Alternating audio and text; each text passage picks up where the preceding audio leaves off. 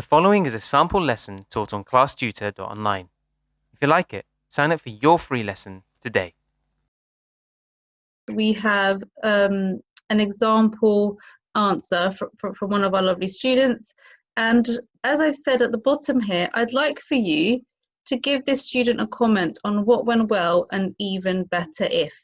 And then after that, if there is anything that we think they could have done better, we're going to help them improve this paragraph.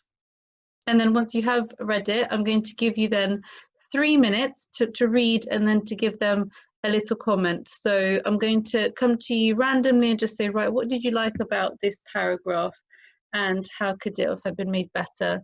And if this is your paragraph, then can you do some self-analysis, please?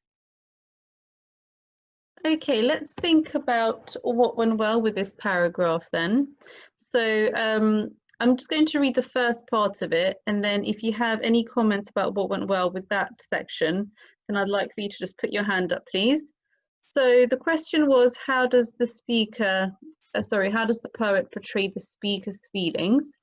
And this person has started their paragraph with fever comments on a wider topic about how much input a child to eat. Okay, so that's the first section of it. Does anybody have a what went well? So based on the success criteria, what has this person shown us? Fia? I like how when their topic sentence isn't a repeat of what the question's asking them to do. Good.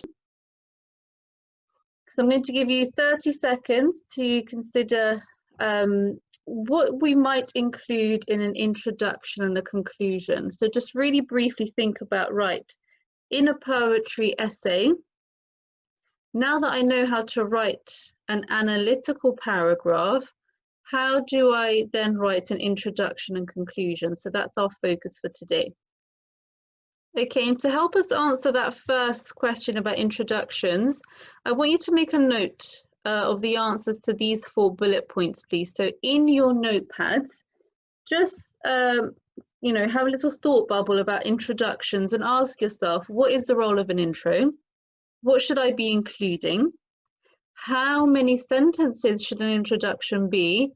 And do I need to use any quotations for them? Okay, so 90 seconds for this, please. Just little note form, nothing too serious.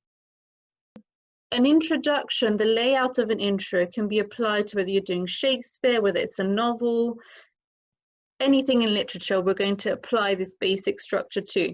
Okay, so first of all, Hadir, what do you think is the role of an intro? Well,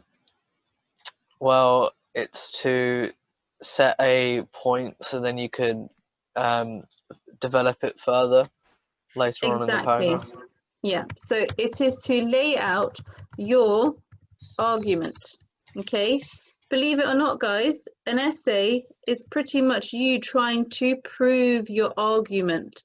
So your thoughts, your feelings about the question and what you think the right interpretation of something is.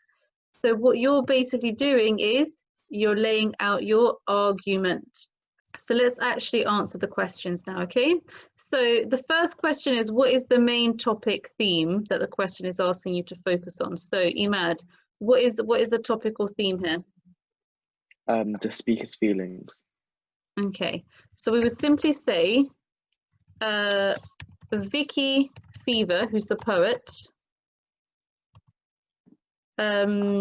draws attention to the speaker's feelings. Okay, so let's move on to the next question then. So our next question here is, what am I arguing overall? So even though I've said that, you know, she feels burdened and overwhelmed, that's not actually what I want my essay to be about.